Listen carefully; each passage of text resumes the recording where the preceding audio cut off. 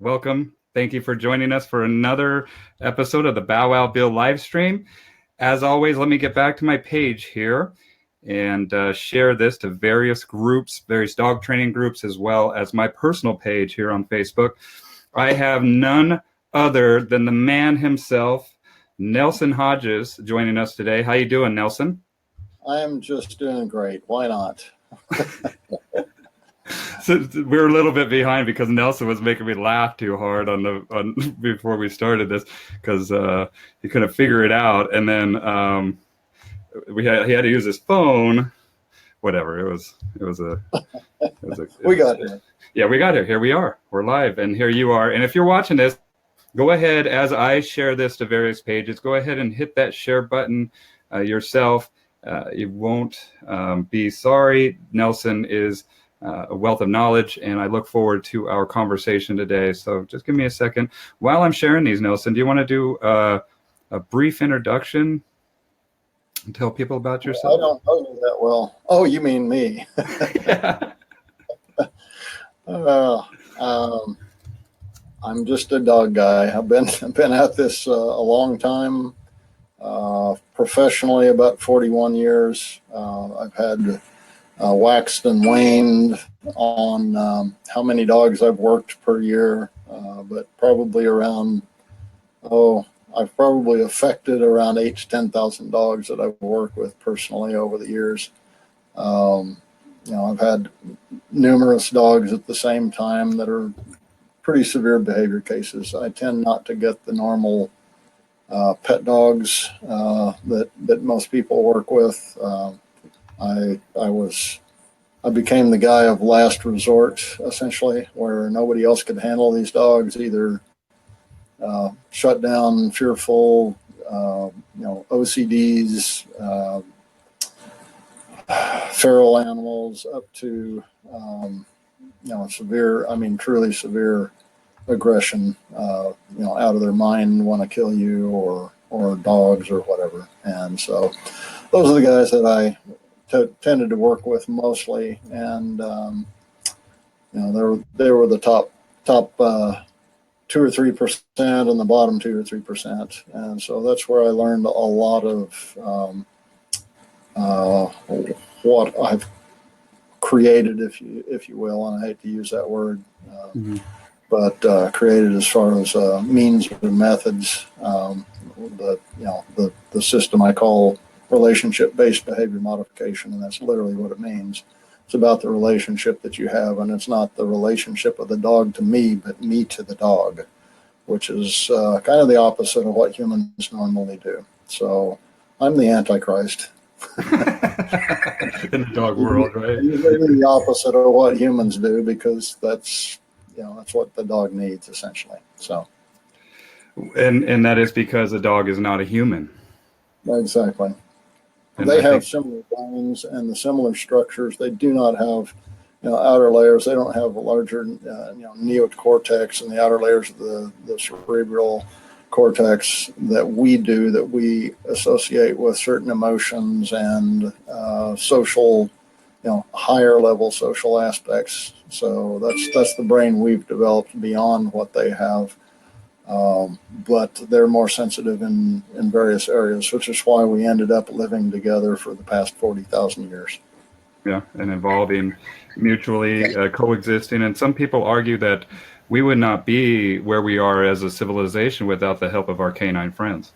And I'm probably the first proponent of that. So. Something I can't share the canine content, so if anybody can share that to the group, or if you have it available on your peripheral to share it, just go to Bow Wow Bill, my page, and then share it, because I know a lot of people over there want to see you live. And anybody that has any questions, go ahead and type them in the comments. And we have a bunch of people joining us already, Nelson. We have Jason Cohen from New York saying, "Hey guys, Ted FDF."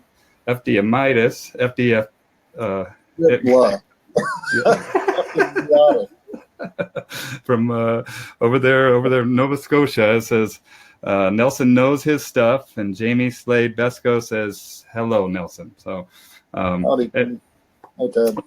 And yeah, Ted, I want to take a brief second to congratulate our friend Ted Efdiamitis for launching his new book, and I'm going to go ahead and put a link to that in Amazon here. As soon as here in the comments, just so you guys can go and support Ted. And I'm very proud of you, buddy. He's got a book just released. He's still waiting for the Audible version to come out. And so go pick that up and support Ted. We're going to have him on the show once everything is ready. And we're going to talk about his book and the process that he took coming up with that. Nelson, what got you initially started working with the dogs? Well, I worked with all sorts of animals to begin with, and in my professional career, I actually had a number of cats as well. Cat and dog language is similar, but cats are not, they're not domestic animals. You know, if a cat's 150 pounds, it'll eat you after it plays with you. Dog 150 pounds is still your buddy. So Yeah. they're a little different mentality, but I focused on dogs mainly because I ended up relating to them. I had several dogs that needed a lot of help, and so my background with human psychology and psychological operations allowed me to think about it a little bit differently. I didn't come at it from a training background, although I am a trainer, and but I take a different perspective and approach on it. And, you know, rehabilitation is rehabilitation regardless of the animal or species. It still requires the same amount of understanding, knowledge, the understanding of what's important to that particular animal. And I think probably because of my background in, I'll say, combat and martial arts and things like that, I understood the predatory mind a lot better, predator-prey situation. So it just appealed to me, and I seemed to be very good at it, even initially with some pretty severe dogs, and was able to help them and their human counterparts. So. Well, I want to read the definition of rehabilitation. It is the action of restoring someone to health or normal life through training and therapy after imprisonment, addiction, or illness. And then we also have the action of restoring someone to former privileges, the action of restoring something that has been damaged to its former condition. And that's a good way to put it. And it's all on the mental side of things. Obviously, there's the the medical and the nutritional side, which certainly plays a big part in some of these animals' behavior. And you can't work against nature. You have to work with it. And so if a dog is nutritionally starved, if it has medical issues, if it's in chronic pain, even low-level pain, that affects their behavior, and they will preemptively strike because of it. So absolutely. Well, I mean, it affects my behavior. I know from personal experience, if I don't feel well or if I'm in pain, I'm a totally different person than if I am just hanging out and feeling, very comfortable. Yes. Yep, and exactly. We spoke to Sherry Lucas. Go ahead. Go ahead. I was just going to say, we spoke to Sherry Lucas last week, and she says that, when she takes dogs home, she tells people to treat them like they just come out of rehab, and kind of on the same lines. Like if we're working with these animals, we can't take them back to the original environment and expect them to stick with the teachings or training that they had, and that's something that just I wanted to mention.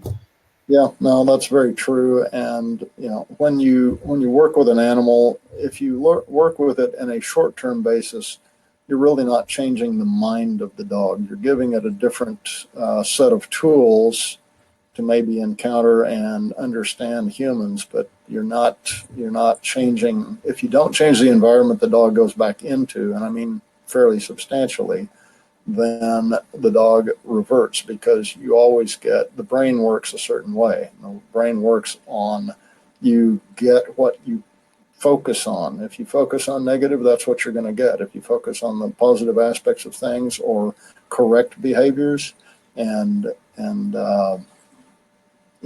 try to bring the dog that way, the same thing with the humans, frankly, then that's what you're going to get. From the standpoint of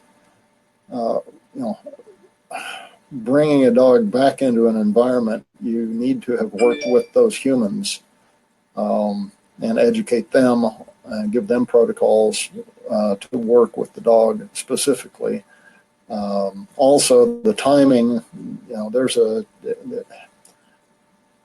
there has been a disputed, and it's been mostly recently disputed aspect of, I'll say brain learning as far as it goes, that there's a 21-day period that it takes to establish a different brain patterning over and over again to where you can take a different perspective on everything else. So you have a basic layer of what you come in with. If you work a different thing for 21 days, then you have a different perspective because you understand it. And that's what I do is I work with humans and animals, and I give them 21 to 30 days to get to a new plateau or a different perspective on things. That way, all their knowledge at this base level is now looked at in a different way, and they've got a different answer. So we do a lot of A, B scenarios. A, you've gotten here by doing this. B, this is better, try it. And so they go back and forth with A and B, that's human and dog, and they find out that B works better. As they get to know what B is, they put it in perspective of all the other variables that affect it, and they fine tune what B is. Then we can go on from there. So, but doing for instance, a 3-week board and train is barely enough time to start getting a change in the dog's brain. And so I've never worried about the amount of time. Sometimes it takes 8 days, sometimes it takes 8 months for the severe cases. So that's just a business model I decided on a long time ago, and it seems to work. Well, it seems like the dogs helped you decide that business model as well. Yes, that's a good way to put it. Yeah. Yeah, and that's it. And anybody wants any illustration that the dog and human mind are very alike. What Nelson is saying is about this 21-day neural regrowth program or pattern that happens in the brain. And we are all mammals. We all possess the same systems, right? We have a brain. We have a nervous system. We have a circulatory. As mammals, we all come from the same ancestor about 66 to 70 million years ago. Yeah, we were around when dinosaurs were there, but we were about the size of a little tiny shrew. A little shrew. It looks like a mouse, but yeah. all of the ancestor, and all of what came from our ancestor there is what we have as mammalians today. That's right. That include all canines, obviously. Well, the only difference between our brain and their brain, and I got a hound dog in here, if you can hear it. But, the only difference between our brain and that mammal brain is that we have this neocortex, that new cortex, that prefrontal cortex. And it's that outer buffer of the human brain. And if you look at it, I mean, think of your reptilian brain like this, and then and then we have the mammalian brain that goes up over that, or the limbic system. And then over that, we have the prefrontal cortex and neocortex. And that allows so many more capabilities with our thought process as human beings. And that's why it's a disservice to these animals to lay human characteristics on them, because they're not capable of this. Their thought process is limited. And so we need to understand these animals on their level, essentially become that dog by proxy, to see the world through the dog's eyes. And that's what I always encourage my clients to do, is become the dog. But even in the human being, they did an experiment with NASA astronauts where they took these lenses and they put them over their eyes, where they saw the world upside down, and they wanted to see how long it would take that brain to write that image. Yes. And you know how long it took? That was actually back in the early 50s when they first experimented with that. I saw those tests early on. It took 21. 21 days. Yep. And some people took all the way up to like 45 days. And that's what Right. Nelson is talking about. Is like, not everybody's the same. And some brains need a little bit longer time to kind of chew through the data and make sure that everything's arranged in a way that makes sense to that particular individual. So I've found out that over the years that the smarter the dog, actually the harder the dog to reach. But once you reach them, once you reach them, they accept you for your trust, understanding, etc. And it's about reaching that dog, not teaching the dog. And that's the saying that I always give people. I'd rather reach the dog than teach the dog. Not teaching. Care to expand on that? Dog will do anything you ask once you've gained its trust and you are trustworthy in a way it understands. Then the dog will do just about anything for you and with you because it wants to, because that's part of pro-social behavior. That's sociality. And sociality is the desire to have interaction with others. And that's the way you have to understand it.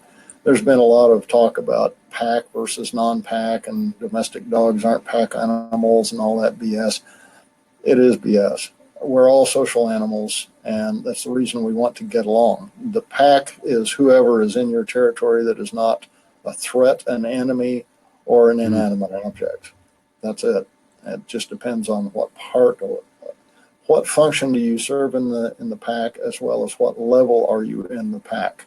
And that's a dynamic thing. It depends on what you're doing in the moment. You can serve a function where you're in charge, like humans think they are always, and you are, and the dog's acquiesce to you, or the dogs can be in charge and won't accept your direction, such as when they're sniffing the ground. Mm-hmm. You don't go down and sniff the ground. You should, but should join the dog. But most people don't. They pull their dog off of smelling, that's being a dog. So you're denying them being a dog. So anyway. Well, I think that, with any social creature, if you have rapport, then you have power. And that's what they teach you anytime, like in business or anything. Rapport is power. And it shouldn't be the same with, this other sentient being that's an individual who you said, whose wants and needs are just as important to that animal as your wants and needs are to you, Bill. I remember you saying that, and it stuck with me. And their response and answer to their environment and the universe is just as valid as ours. So you have to respect them for what they are. They have the answer. They've survived quite well. There's 80 million of them in the United States alone. There's 1 billion dogs, domestic dogs. We'll call them domestic. We'll call them Canis familiaris. 1 billion dogs in the world. Most of them are street dogs, about 75%. Well, and if you watch those dogs, man, and that's what I do is just somebody who's a dog fanatic, and I'm sure you do too. I mean, we discussed some of this, and I can't wait to tell you about what my dogs did to these ducks out in the field. Like I was watching them, I got to tell Nelson about this. But you watch them work together, and the dynamic of that pack changes, and you can see them work as a symbiotic unit that everything helps each other. And I mean, they're no joke sometimes, man. I mean, the relationship with the man and dog has changed in the last 100 years, but I've seen some of these wild packs in third world countries where they've taken down a person in no time flat, man, and they work together as a team, and it's pretty impressive. You got to see canines as a predator first, and if you don't respect that, if you see it as fluffy, on my lap, then you're doing that dog and yourself a great disservice. So that's what I want to talk about too, is like, I remember you saying both dogs and cats, are very similar to work with because of that predatory mind. Yeah. And so, why is it important to know about the predatory mind, and what are some examples of behavior that the predatory mind exhibits that we need to know about. Yeah. Well, and a lot of that's a good question, because a lot of what humans do not recognize is the immediacy of action of the brain towards a predatory stance. In other words, if there's a stimulus, a noise, a movement, or whatever else, the dog is going to immediately go into that mode. Humans kind of have to train themselves in modern times because we're kind of lazy about our own protection, frankly. We're soft. And well, we've become dare I say, coddled. I don't mean that in a modern sense. I mean that in the last 5,000 years, we've relied on armies and walls and security, the village, to protect us as individuals, rather than have our own individual protection at heart. Instead of immediately responding in a proper way, because we don't train that way anymore. We haven't had to survive by physicality. What happens is we hesitate, and the dog observes that we hesitate and says, okay, I can't trust you to handle it, so I'm going to handle it. And that's exactly where most of the first issues start coming from, is because the dog's reaction is instantly as a predator. It thinks like a predator, and it's going to be a predator.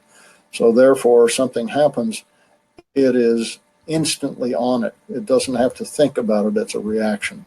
And humans, instead, they pause, they get startled, shocked. It's just like all those incidents where they interview people after some horrendous thing, where they say, oh, it's just like it was in a movie, while they're standing there with their mouths open. I hate that saying, by the way, because movies are trying to be like real life. So it's not, it's the other way around. So, but well, it's a paralyzation. And when you're a predator, you're fight or flight, man. And if you're fighting and you see somebody that's paralyzed, I mean, it's especially if it's your pack member, that means your pack member's weak, and I have to amp it up even more, which is much of the problem with about half of the dogs that I get, because the dogs have learned that they can't count on their weak human pack members. And so they're an extreme resource for the dog, because they feed them, they house them, they do all these things. And so the dog knows that they're going to protect it, but they're going to protect it like it's their own bone. They have no respect for a human in a fight or flight situation. And that's why a lot of dogs become reactive, is because of the weakness in the humans, or hesitation. And that's immediately recognized in the dog. Dogs are much smarter than you think they are. And so when you behave, as I jokingly say, like an idiot human primate, where we do monkey things, we flail around, we scream in high voices and all of this stuff, we're just adding to the cacophony of the tension and the weakness that we're showing. So, that's why I say, if you want to learn how to talk to your dog, shut your mouth. But that's also what predators do. They don't make noise going after prey. So you have to learn you have to teach yourself to shut your mouth and move forward instantly. And, obviously, 50 years of martial arts and then boxing before that and sports and stuff like that has helped me to have an instant reaction. If I hear a noise that's out of bounds, I will say, that's not the norm. If I see movement that I disagree with, I'm instantly on top of it. There is no hesitation. And you can't have that fear. Fear, uncertainty, doubt is what makes you hesitate. And that's what you put in enemies, not in yourself. Yeah. And so what is the first step? I mean, let's get into this a little bit more. So the predator doesn't make noise. Right. And they're watching and they're stalking too, right? It only makes noise at the point of time when it is about to get to that animal. So in other words, like a lion attacking, elk or something, whatever, springbok. So the lion goes and it runs it down, and then at the point of that mouth attack, then it gives a loud roar. What that does is it shocks the animal, so it stiffens up and it has less of a chance of getting away. So it's a tactic. So that's the time when you do that, and if that's your intent. Now, intent is everything, and that's what you have to train your mind to do, is have the intent to be more predatory in action. And that doesn't mean go and kill your dog. That doesn't mean go and kill your neighbor. It just means you have the intent behind you that if you want to take it to that level, okay, I'm here. Let's go after it. Yeah. And so that requires you to not fear and not hesitate, and especially with an animal like a dog that senses that. And by sensing that, I mean they truly do sense and feel that. They smell your sweat, the chemicals in your sweat. They see how all the micro muscle groups in your what are you doing? I'm getting a book. Illustrate what I'm talking about here. So what you're talking about. How they can sense this intent on a totally different level, not just with auditory or visual or. We can too. We do it in times where we have severe stress. We have, we're in the middle of something. You're walking down the street. I give the example in the workshop. You're walking down the street and you're, texting. You're distracted, and the hair on the back of your neck stands up, and you look around, and then, we as humans in a protected society, we go to ourselves, we think to ourselves, oh, that's silly. I don't want to look bad to anybody else, when in fact, it's your instinct telling you there's something wrong, something out of place. And dogs live in that state of mind all the time, and they believe it because it's real. Yeah, Ted Midas just says, predatory aggression is really rare in dog aggression, but freaking scary when you see it. Often misdiagnosed because the predator does not communicate with the prey. Glad you guys are talking about this. Great point, Ted. Great point. Yeah, predatory aggression on another predator is rare because you want to avoid injury and death. That's survive. So it's all about survival. What you're trying to do is you're trying to gain an advantage one way or another over that other animal. And, it's like the wolf packs that go after large, elk or moose and take them down. They are going to try to have an advantage in numbers and tactics and other things to prevent themselves from getting maimed, killed, etc. Which is why the in the wild, wolves tend to only live between 4.5 to 7 years, where in captivity they can live just like a dog, 15, 16 years.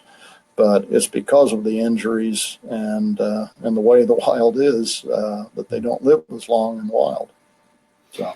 Well, an elk is 2,000 pounds. Yep. And so they're bringing down something. I mean, how big? I mean, the wolves get big too. I mean, how big is it? Pounds.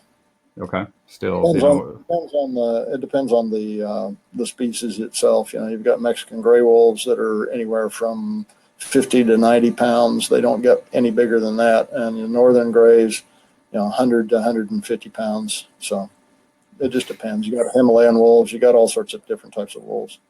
Well, just quickly, I mentioned this at the seminar that you had here. This is Primary Perception. This is a book on Amazon, and basically it measures the electromagnetic field. And this was back in the 50s when they were first starting the lie detector tests, and they hooked it up to a plant. And what had happened was that they plucked a leaf off the plant, and then they went and saw the spike in the data. And then they were all excited, and then they said, let's burn a leaf on the plant. And then they went into the next room, grabbed the match, came back, burned the leaf on the plant. And to their surprise, they didn't just see one spike in the data. They actually saw 3 spikes of the data, and you can actually see the actual graph there. They saw a first spike when they had the idea, and then they saw the second spike when they grabbed the match, and then the third spike when they actually burned the plant. And so that is, electromagnetic proof that the intent that we have is measurable. And that's an excellent book. Check it out. And I think that, also Rupert Sheldrake, he calls it the morphogenetic field of intent that we're all connected to. And I think that this prefrontal cortex and this conscious mind that we have is kind of a double-edged sword. It clouds all that over. Yeah, it makes us believe that our reality, which is not reality, it's what's in our own mind. And that's part of the problem of us relating to more primal instinctual animals and even plants is that our conscious mind, we're in our own mind all the time. Those are the dogs I get to rehabilitate. They are in their own mind. They're not in reality. So I have to show them reality. How do you do that? I have to be in reality too, in terms of the way they are, not in our terms. So it takes a lot of brain power and it's difficult, but it's a lot of fun. And you learn. I mean, what is probably the biggest lesson that people learn, just to be in the moment, or I've learned so much from you myself. I mean, there's two things I would say. It's the state of mind that you're in, which is, you can call it being in the moment, but it's really being in an instinctual brain type of awareness. And that awareness is, if I can say so, projecting outward so that you observe things, not just with your eyes and your ears, but with that energy. You can feel if there's someone watching you. You can feel if there's someone in the other room, if you're not clouding in your own conscious mind. The problem is humans are so tied up with themselves, they're not in reality or in nature anymore. It's why we have dogs, is to get with nature. The other part of it is to understand the predatory aspects of the mind. You have primal instinctual part of your brain still, if you allow it to happen. A lot of people don't let that happen, and there's a huge movement in the world to suppress that, deny it, etc. In modern times, that they want to perfect the human to be essentially an automaton. So, well, I think that fear has a huge factor in this, Nelson. I think that there's a lot of simulated stimulus in our environment, in the human world, because you say it's not the natural world, that evokes a fear response.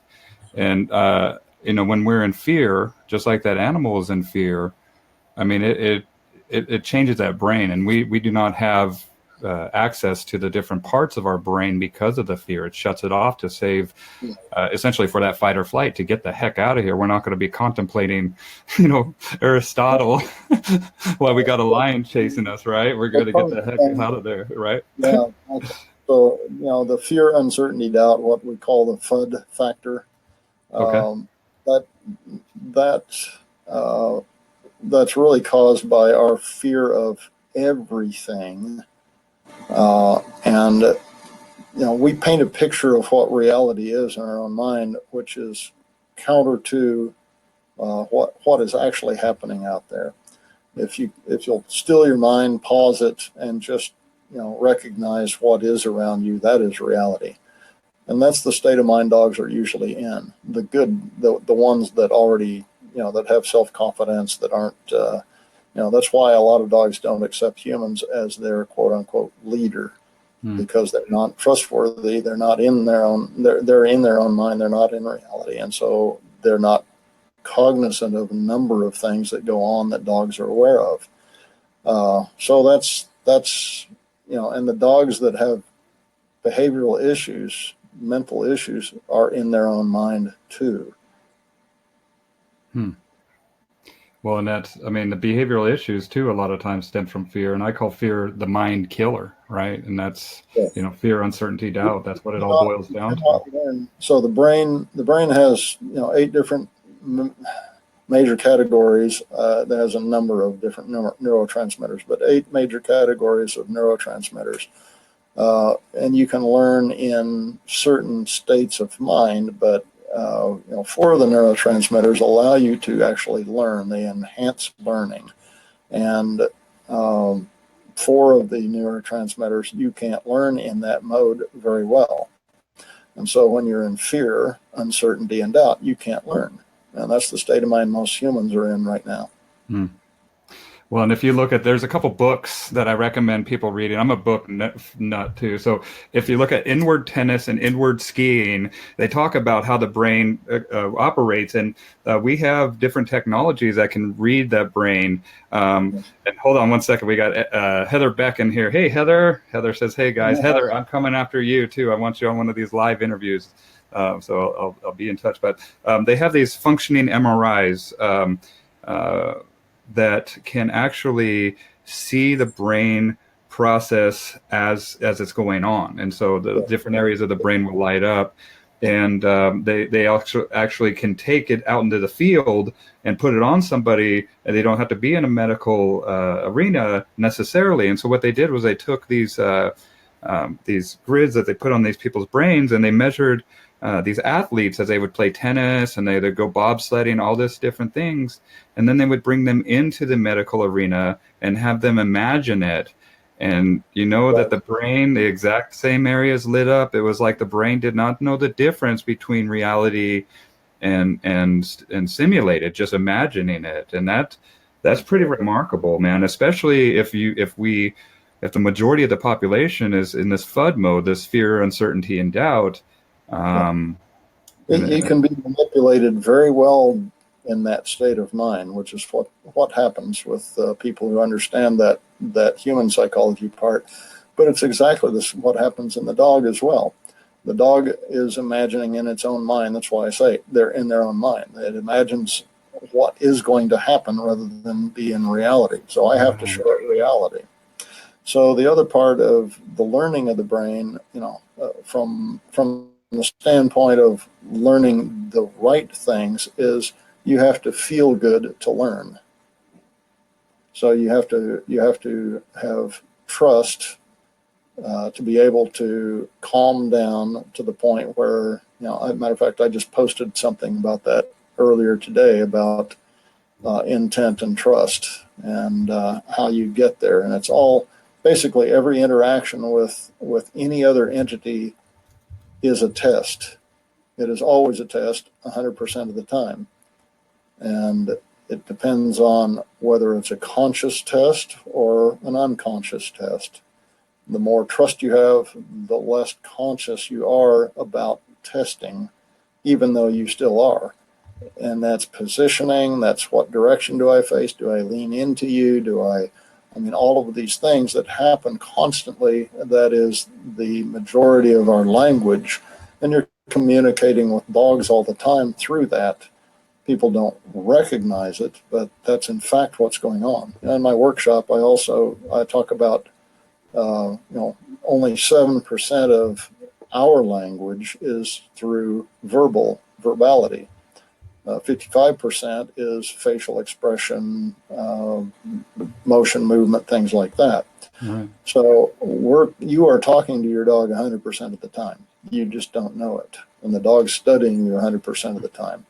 Just being next to each other is part of conversation and language. And if you don't recognize the signals that you're giving during that time, that's why dogs don't trust humans, frankly, because we're pretty strange animals. Well, and here I found that I'm going to put up on the screen here that post that you said earlier today. So it says every interaction with another living thing is a test. The levels of conscious testing are from extreme to not aware, depending on the level of trust you have gained and earned with that individual. If you have never or rarely encountered that individual before, there is less trust and therefore more conscious thought involved. If you have encountered many times and concluded that the other is not trustworthy for chaotic actions, unpredictability, self-interest at the expense of others, then every interaction with that entity is both very conscious in mind and stressful. If another individual seems to be within norms of accepted behavior, then some level of predictability begets trust. To trust, you must first be able to communicate clearly, but you must be within norms of acceptable behavior for the animal you are around. Communication to another species requires understanding its viewpoint of the universe and language. Wow, that's huge. This is the premise of everything I've worked on for the past several decades. It is what I teach to humans. Excellent, Nelson. Yeah, and that's it. It's teaching humans that, and I think it boils down to what I was saying earlier: is rapport is power. Yes. And understand. Yep. Well, proper communication. Yeah, communication in the right way. You are communicating all the time. You just don't realize it. And if you understand that how you behave is the majority of the communication, not what you say and not what you ask of others.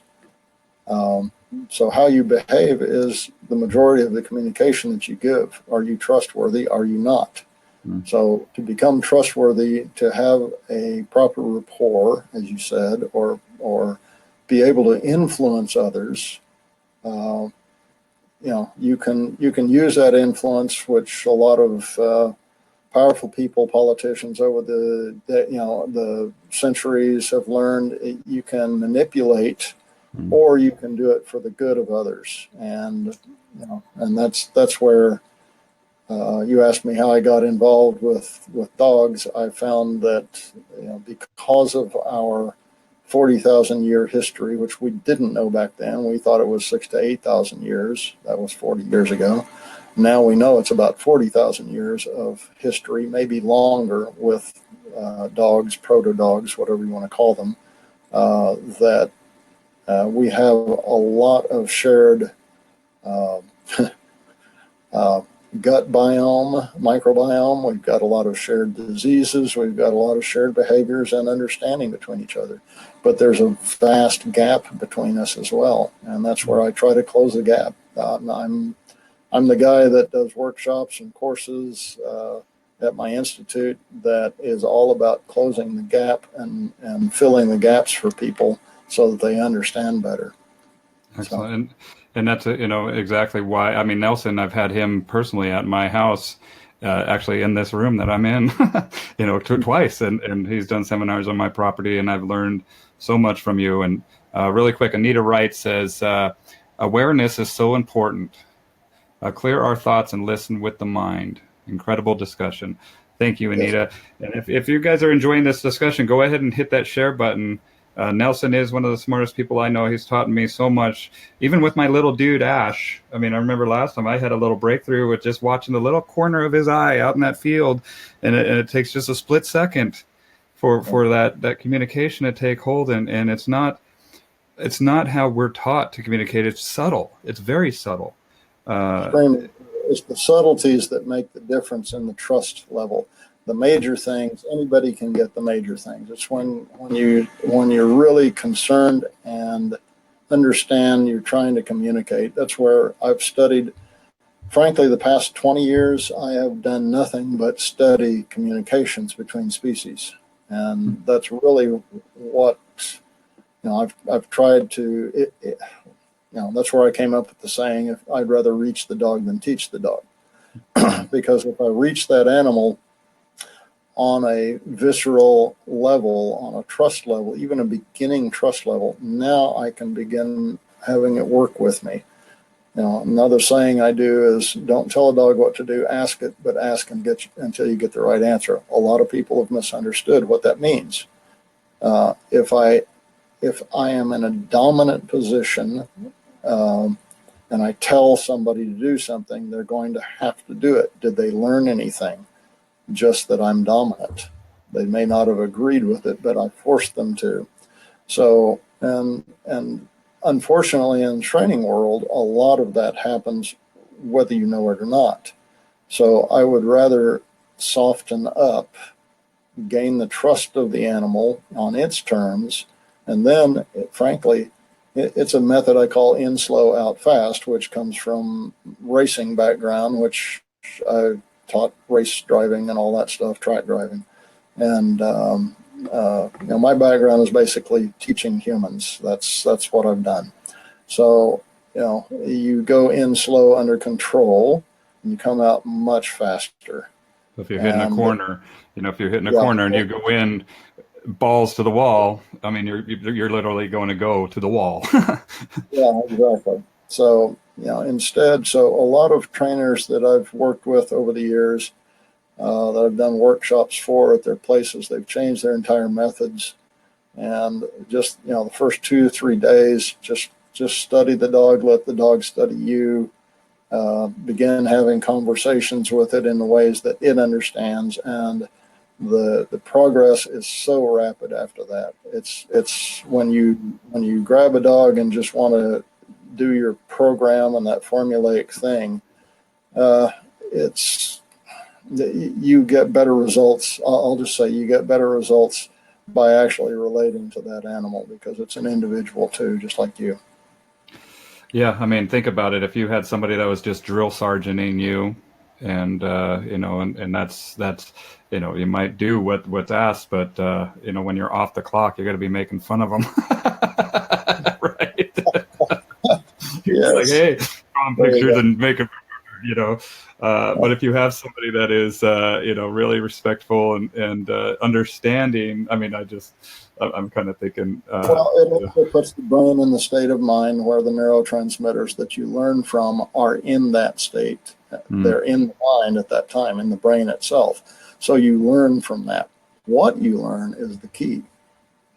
So, well, and what you were saying earlier about learning, you have to feel good. I mean, you have to be in a good spot. I mean, to be, and if you're always all guarded, I mean, just like what you were saying about that communication and trust earlier, like if somebody is trying to be consistently dominant, you're going to be stressed out around them. Yeah. So if you distrust someone, what do you learn in that point of time? Did your missus come home? Here we go. So Alex says, I think dog trainers are a peculiar bunch, where we are able to feel feelings which are famously vague, but we trust our instincts more than others. And when we see people who are so far detached from this, we have a very different view of the whole world, because our instincts have served us, and we know how important it is to be in tune with them. We depend on them, and we depend on them. It serves our livelihood. Interesting. That is true. There are Absolutely. deeper levels of that. The more that you understand the actual language of the canines, that helps you with that skill and understanding. So I highly recommend people to really study dogs and see what dogs do with other dogs. People ask me all the time. Like I said, I've had 4 long phone conversations today with trainers somewhere on Earth, and they had problems with their dog or a client dog or a number of client dogs, and so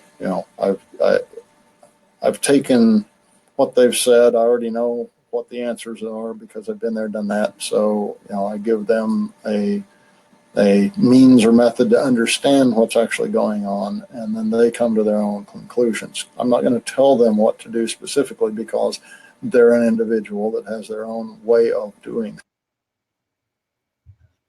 Yeah. Oh, Nelson, did he freeze? I think he froze. Oh. Is he frozen, guys? Let me know in the comments. I think he is. So let me see if I can get him back on board here. See if this will help. All right. Nope, he is not there. So all right, we're dealing with a technical issue here. Let me see if I can get him back on here. But yeah, great conversation. Nelson is the man. I love what he says, about reaching the dog and not teaching the dog. And a lot of times trainers are so gung-ho on action items. You log back in. And I'm going to see if I can get Nelson to log back in here and get him back onto this thing here. Let's see if this will. There you are. All right, he's back. All right, can you hear me okay? Yes, I'm fine. All righty, so there we go. The bandwidth can't handle this topic. That's what people are saying. Well, they had Kona Canine had a good comment here that I wanted to bring up here. She says, while trustworthiness seems to be a relatively simple concept, or he, I don't know if it's a he or she, sorry. While trustworthiness seems to be a relatively simple concept, it likely varies widely from human to human in terms of what individual deems trustworthy. Yes. She says, no, or he says, they say, Nelson, do you find much variance in the definition of trustworthy from dog to dog or based on how much they're in their own head? Great question. It is a good question. Very much so. When a dog is in its own mind, it is not in reality. Therefore, there really is no trust. And so the more you can reach that dog, the more trust you engender in it, the more that they join you in reality. And you have to show them what reality is, what it can be, because they haven't experienced it, certainly with most humans. So for an animal, to give you trust is an extremely high honor, frankly. As far as human, every human has their own definition of each word, even if you look at the dictionary and agree to the same definition in the dictionary. It's based upon your experience, who you are, what you understand as trustworthiness. Sorry about used car salesman, but trustworthiness in used car sales land has always been suspect, as an example. And what they consider trustworthy is different than what we would. As far as our understanding, humans are always coming at it from the human ego standpoint, and human ego is an amazing thing that's allowed us to create civilization, or helped us create that civilization. Absolutely. To build buildings that are a quarter-mile high or more. We could go up to probably 3 miles if they really wanted to push the envelope right now. And how do you know that, Nelson? I'm an architect. This guy. So, yes, I'm a real licensed architect in many states, and I've done a lot of that type of stuff. So, it's just another one of my lives. What are some trustworthiness, and what our understandings are? The human ego is a great deal of the problem when we're dealing with a different species. They don't understand that, and they don't accept us as just the superior individual. Like I say in the workshop, if you asked any other animal, they would not look at this, hairless monkey that chatters all the time, standing on 2 feet, 2 legs, and doing weird things with their front paws, and say, oh, they're superior. There isn't an animal on earth that looks at us and says that.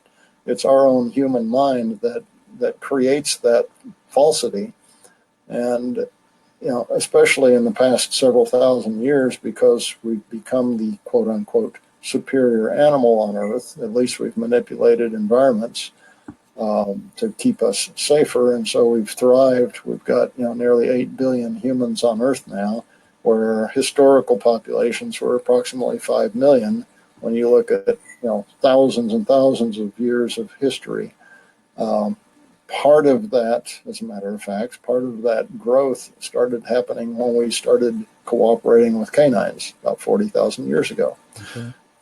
So, anyway, yes, that was a good question, and every individual is different. Every dog is different. So trustworthiness is certainly on a scale. And when you work with thousands of dogs over time, you get to recognize what is the possibility, not just what is the scale of that trustworthiness in that particular dog that you're working with right now, but what's the potential of that dog years from now. In some cases, it is only that it will exist with you, until it dies, and that's its highest trust level. So, yes, you've had a couple of dogs like that. I've had many. Yeah, unfortunately, I've had 3 of the worst severe, fearful, shut down, beyond terror dogs I've ever seen or heard of anywhere. And they became mine because they wouldn't have existed anywhere else. So they became part of my pack, loved them to death. They all became trustful of me at a certain point, but not like dogs. What are some signs that a dog trusts you? Well, just acceptance of movement. For instance, any of those three dogs, once they got inside, if you moved, if you just lifted your hand to scratch, no, I mean, just doing this would elicit, 40, 50 feet away would elicit a horrified response of just shut down, pull in, expect to be beaten and killed. That's how severe those dogs are. So when they finally come in even the same room as you and lay down, and typically they would not turn their back to you at least for a couple of years. And so after that, they could turn their back, you could get up, you could move around. They may still be very aware of the situation, but they wouldn't flinch, they wouldn't run off. At a certain point, I could go up to them and approach in a polite and non-threatening way and be able to touch them, even scritch on top of their heads and stuff like that. So at a certain point in their life, they finally recognize that, but it may take, for instance, with Mika, it took almost 6-7 years for that to happen. Yeah. So when you celebrated it when it did. Yeah. Get a little feedback. So, and you got to look at the, you've got to look at the tiny, tiny, tiny steps with animals that are severe, and people, you have to celebrate those little tiny steps, and you have to understand that they're going to stay at that tiny step and that plateau for a very long time to begin with. And it may take months, it may even take years for the larger steps, but understanding that those plateaus happen and they have to deal with it. What happens is they test the whole point of my article or my little post. They'll test and then they'll recoil because they go back to what's programmed. And then they very slowly come back up to that test point, recognizing they didn't get killed. And so what happens is there's a slight, and this may be literally months of time. It may take later on, it may take 2 weeks, it may take 2 days. So as they gain, that's that in slow, out fast. Everything is that, half of a cantilevered arch, basically, or a bell curve, going upward in that segment of it. So much like Gloria. Yes. So in a behavioral change, yes, yeah. Another one of the trainers have been trying to help and came as a student at the Institute, which I'm honored that anybody would want to learn anything, and I'm glad. Well, I mean, how do people learn from you? That's a good question. How does anyone learn? No. I'm sure people have learned from you already tonight. A number of years ago, I started doing workshops and seminars. Matter of fact, 1991 was when I started doing different types of workshops about predatory action and et cetera, et cetera. The past 7 or 8 years, I've been on a mission to kind of change the understanding in the dog training world about behavior and language of canines, and get people to try to jumpstart them by 10 or 20 years of understanding by going through the programs that I've developed. Like I said, people can go learn from extremely talented and knowledgeable people on tools, methods, techniques, etc. What I want to do is I want to fill in the other gaps, the ones that are actually the tools and techniques and methods and trainings and all of that are actually a very tiny part of the whole picture. So I wasn't seeing other things being offered. So what I decided to do was to begin the process by doing workshops and trying to spread the word. I call it, pebbles in a pond, and you throw them in and creates ripples out and spreads the information. So the more people they touch, I can only handle so many dogs in my lifetime, but if I can touch other people and influence them, then it creates a lot larger pond. I'll put it that way. So what I did was I started teaching the workshop, and a few years ago, I'd always had the intent to do more education for trainers, handlers, anybody that's interested in learning about canines, especially, or about learning about themselves, frankly, because that's what it's about. So what I did was a couple of years ago, I started the Canine-Human Relationship Institute, and it literally is an institute of several professors. They are PhDs, etc. And we teach a number of different courses right now. I've got 14 or 15 courses that we're either teaching or intending to teach that we're developing right now. The RBBM workshop is the first one, and that's the one that I travel around and teach. It's a 3-day, and then that's the first in a series of program. And RBA stands for relationship-based behavior modification, which is the method that I hate to say created. That sounds too arrogant, but anyway, I had to name it something that was not just a dog. A guy works with a dog. So, but the Canine-Human Relationship Institute is here in Texas. It's just outside of the major metropolitan area of Dallas-Fort Worth, and I have some property out there in a building, and I conduct classes there, and so we have different lengths of time of classes, as well as, essentially what I wanted to do is I wanted to set up a university for trainers. There isn't one out there, and you really can't go and get this type of information anywhere. So I wanted to set it up so that people could come. And frankly, I've had probably 30% of the people are just dog owners that have come to advanced classes. They want to learn more about it. There have been human psychologists, therapists, et cetera, that have come as well because they have a dog. They want to learn more about it. They want to see how they can use it in animal-assisted therapy, which is another program that one of my colleagues and I are doing. So there's a number of things going on. Excellent. Heather Beck says, great joining you guys. Have a go. Nelson, hope to catch you up in Utah when you're here. Come meet her camels. And Kona Canine has a question. What is your take on trust versus respect? Are both needed? Is one more desirable in a relationship with a dog? Again, a great question. Yeah, a really good question. Trust versus relationship. Actually, respect. I'm sorry, versus respect. So trust. First of all, you can respect somebody and not trust them. Yeah, good point. Okay, but trust begets respect.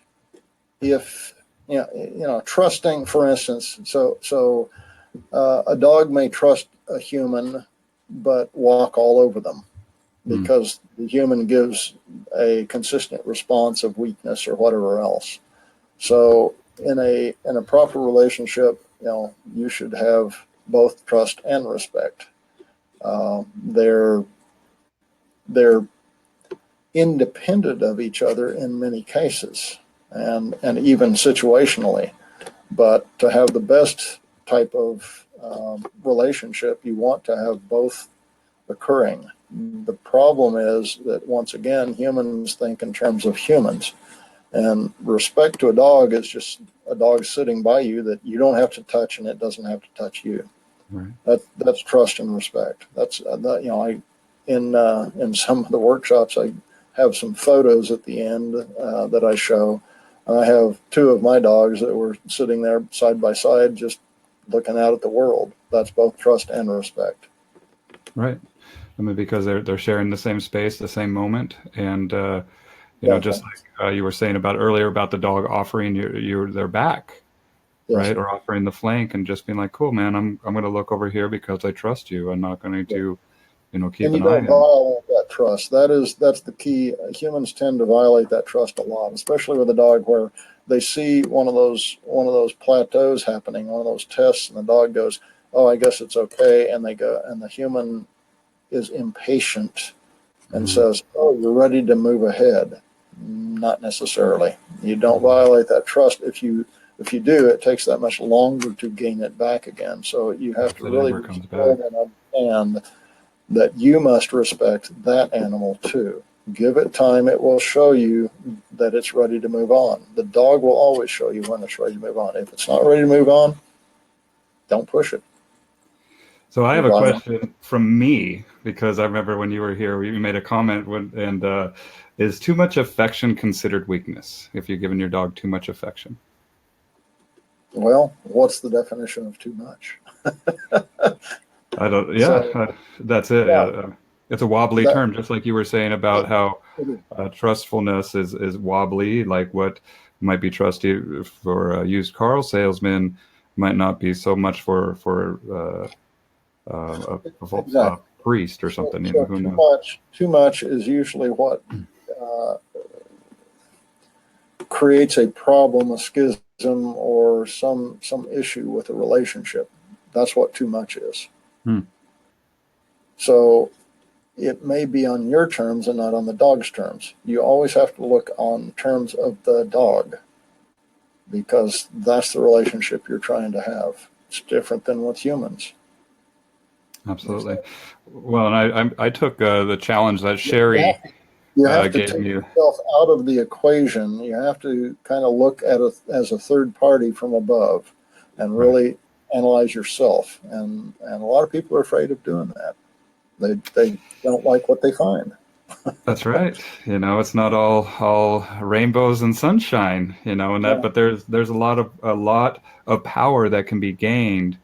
And Carl Jung says that it's like shadow work, you know, looking at the shadow, looking at aspects of yourself that might not be as desirable, and facing them head on, right?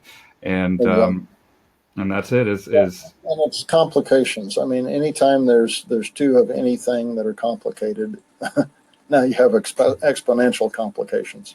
Right. So that's why everything is a test. Every interaction is a test. Well, I did the Sherry Lucas said that a lot of times that she challenges her clients to not give affection, to just be with that dog. And I've been doing that, man. And I tell you, I notice a difference with these dogs. So the way I look at it, and I tell clients, workshop goers, trainers, etc., is I've never seen a dog pet another dog.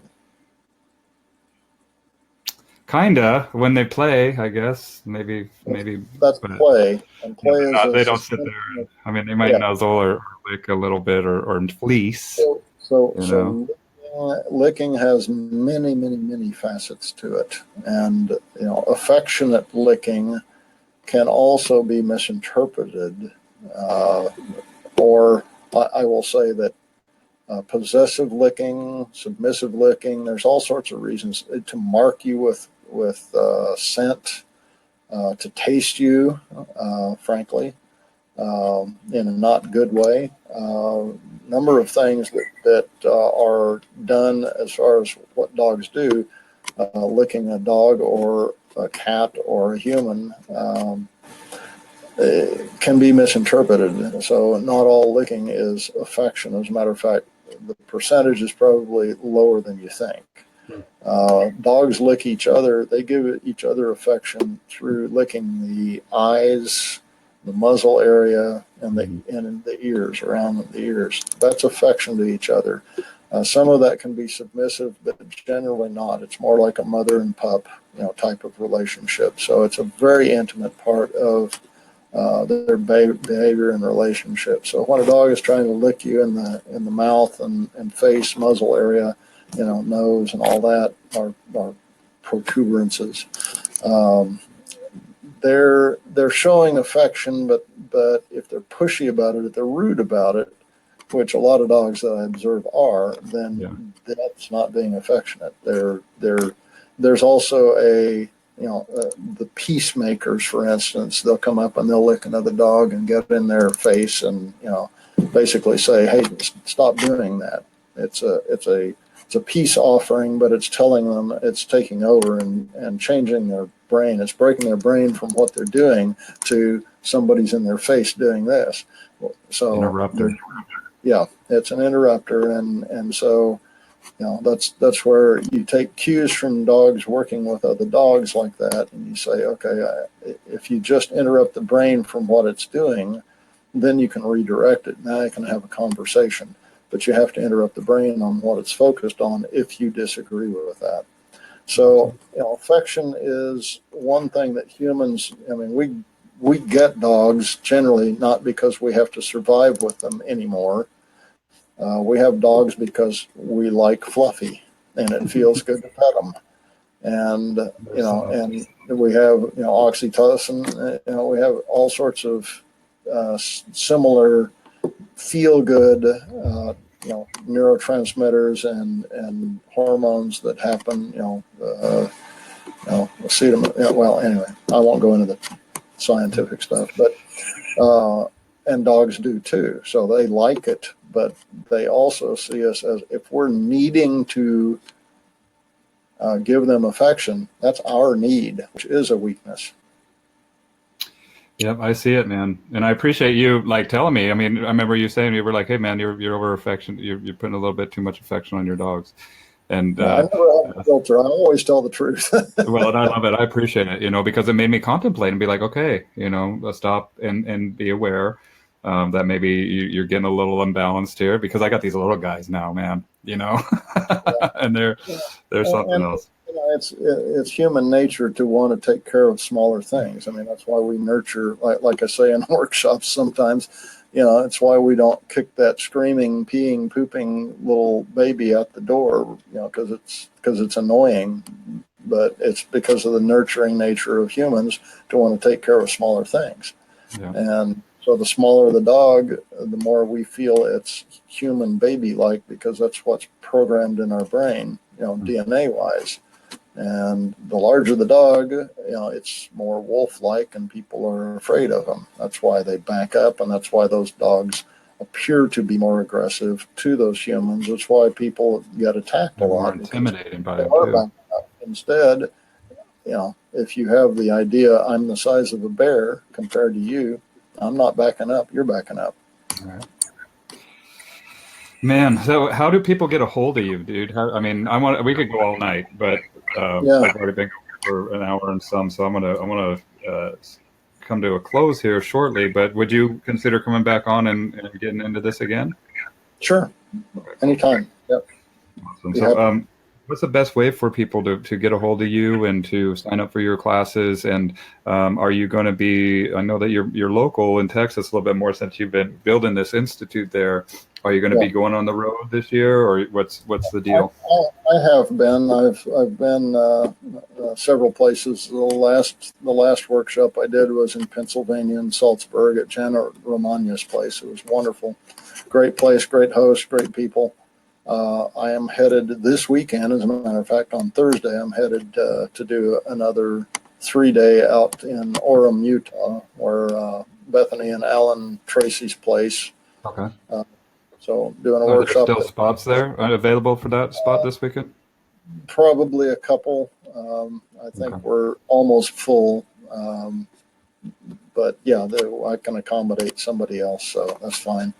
I usually like to limit it to 25 to 30 people. We've had, because I want to be able to reach every person and every dog.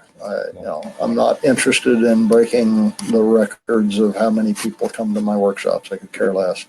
I really want to reach the people on an individual basis. So I think we've got 26 or 27 people right now. So yeah, that we probably have room for 2 or 3 more if people want to come.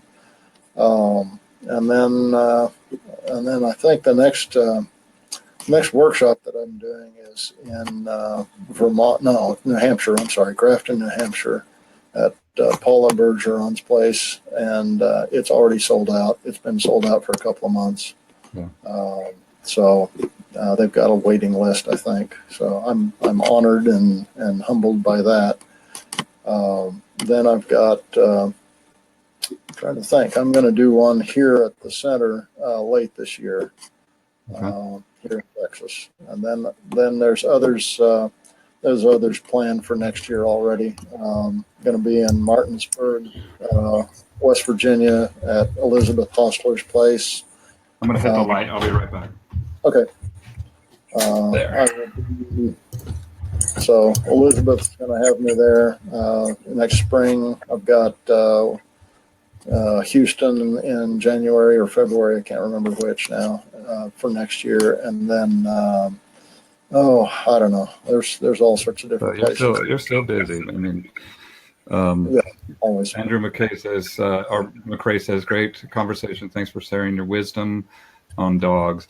And next time we talk, I want to get into, some of the stuff that you talk about in the RBBM, just the evolution of dogs, possessiveness, degrees of possessiveness. I want to talk about becoming the dog and what my neighbors, well, we freaked out my neighbors by everybody becoming the dog and going over there and sniffing the hole. And my neighbors are like, does that lady just sniff the hole? I have some hilarious stories about that whole exercise in different places around the world. There's been some really funny things. So I did want to mention one thing though before we go, and that is June 23rd and 24th. If you miss this opportunity, you will miss it for the rest of your life. There is the person that I respect extremely highly. He's a scientist, a PhD behaviorist who literally lived with wild wolves in Georgia, not the United States, the country of Georgia, the Ukraine, what was the old Soviet Union, back about the time I did. And he spent 2 years in the wild with the wolves, studying them. He has spent the rest of his life doing studies on canine behavior, mainly wolves, and he is probably the preeminent guy in the world to understand wolf behavior, ontogeny, etc. I'm going to show the website. Yeah, please. So June 23rd, 24th, he is coming, and he's agreed to speak with myself, his daughter, who was working with the Red Wolf Project here in North Carolina 20 years ago, myself, and I'm hoping to get the director of the Endangered Wolf Center outside of St. Louis, Regina Mazzotti, to speak there as well. Cool. It's literally a once in a lifetime opportunity. He will not probably be back in the U.S. He's in failing health, and just an extremely rare opportunity to see and hear this guy.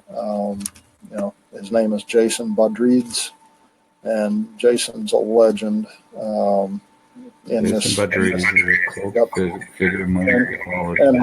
daughter Nina will be translator. He doesn't speak English, so she's going to be there with him, and she's also has a lot of experience. She's a PhD in human psychology as well, and raised probably around 40 wolves from pups to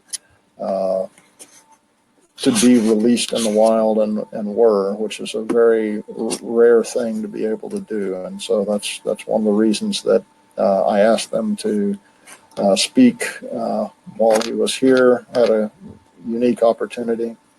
It'll never happen again. So this is a rare opportunity. If people can make it, please do. It's I think tickets are $350 for the 2 days.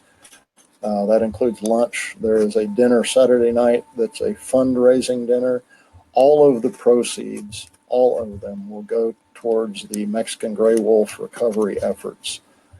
here in the United States. Mexican gray wolves are the most endangered mammal in North America, not just wolf, but mammal. There's 114 of them that we know of right now in the wild in New Mexico and Arizona. That's the only place they exist.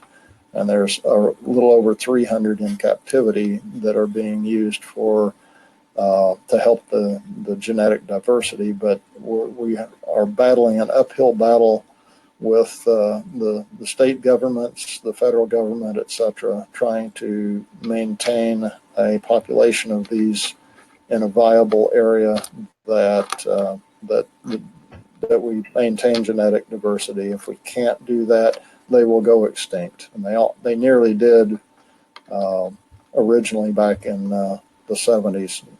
So all of these wolves that exist now come from one female. That was it. So wild. And so there are two ways you can register for the 2-day seminar with Jason Badriz and Nino Badriz and Nelson Hodges. It's $350 per person, and then you can send a check. So, I mean, basically, if you guys find Nelson, is that the best way? I'm going to put up a link to your profile, Nelson. We are going to have an Eventbrite publication as well, so that people can, they'll have options. They can go to the workshop. They can simply make donations. They can go to the workshop and the dinner. The dinner will have an auction, a silent auction, where we're going to have some artwork, some of Jason's photographs that he did from his time with the wolves. And he's a very good photographer, by the way. But Jason was instrumental, almost singularly instrumental, in changing first the Soviets' minds and then the Russians of exterminating wolves in Russia and the former Soviet Union states. And now, even in Europe, he's helped them make a comeback to where they're in Switzerland, they're in France, there are lots of places now. And they're helping to restore the environment to its natural balance, which is exactly what I'm after with the Mexican gray wolves. Right now, we're being overrun in certain parts of the country with deer and javelina, which are the wild pigs. In Big Bend Park alone in Texas, which is about the size of the state in Connecticut, that area, there's 1 million javelina, and they destroy the environment. If you had the wolves there, that would take care of it. So, yeah, I mean that's it. What was that saying about the ecosystem? That if you pull that one string, you're going to find out that everything is connected to it, man. And that's what's happening. Is that the people that throw this predator out of there, other things start to take hold and in not a good way. And what was that? There was a documentary about how the wolves formed rivers in Yellowstone or something like that. It's wild. Yeah. You know what I'm talking about? Douglas Smith is part of the National Park Service, and he was instrumental. Actually, he mentioned Dr. Badriz at one point, but he was instrumental in getting the wolves back into Yellowstone. Matter of fact, exactly 20 years ago to this month, I believe, 1998. That they reintroduced the northern grays into Yellowstone, and within that 20-year time frame, it's changed the environment back to a viable environment, because the wolves chased out the coyotes, which used to eat all of the animals that created the environment, and then chased the elk and the deer so that they wouldn't just stand around and rape the land. So it's a much healthier environment now, and that's exactly what happens when you have a top predator in the right numbers, and they self-regulate. We don't have to go in there and regulate them. That's what nature does. Yep. Well, and I'll put up a link here to this video that says how wolves change rivers, and this is what you're talking about here. I'm going to put it up, and I just put up I just tagged you in the comments below. And if anybody has any questions for the upcoming event, let Nelson know. And just so you know, Nelson, we have requests from We have one, Tracy Franken says, would there be an online option for this amazing event? So people want you to stream it, if at all possible, or videotape or offer an online version. So we actually have a camera video team coming in, different expertises. We're going to, I'm going to have an interview of Jason and Nino on the day before that will be recorded, and then the entire seminar, both days, is going to be recorded as well. It will be for future. We're looking at either online access or DVD or something like that as a way to, again, raise money for the Mexican gray wolf recovery effort. So yes, it will be available, but to be there, to be able to ask them questions, especially at night at dinner, I mean, this is literally a once in a lifetime opportunity. If you can be there, get there. If you can't, then yes, we're going to have video of it later. It's going to have to, has to have production on it and editing and everything else. So it'll be a while. It's going to be a professional effort. Well, you might be seeing me in June, it sounds like. Good. Excellent. And I think this would be a great resource for the Canine-Human Relationship Institute as well. I mean, yes. It totally makes sense that this gentleman is coming. Just don't miss it, folks. It's going to be a once in a lifetime experience. And Nelson, thank you so much, man. This has been great as always. I was excited to have you on. Love doing it. Thanks, Bill. Appreciate it. Yeah, honored to be with you. Likewise, brother. Likewise. And I'm glad you didn't make me laugh the whole way like you did at the beginning. The comments you were making were just spot on. But thank you. All right. And thank you, everybody, for and stay on board. Once I say goodbye, I'll say goodbye to you after we're done here. But and thank you, everybody. If you've found value in this conversation, go ahead and hit that share button and follow up with Nelson about the seminar coming up on what is June 13th and 14th? Is that the dates? 23rd, 24th. Excuse me. Yes. Yeah, 23rd, 24th. So. And then also look into, if you're in the Utah area, joining up at the RBBM seminar that's coming up this weekend. And thank you for watching our live streams here. These are becoming very popular, and they're a lot of fun. I love doing them. So if there's anybody that you would like to see me talk to, let me know. And thank you for joining us, everybody. Have a good night. Bye-bye.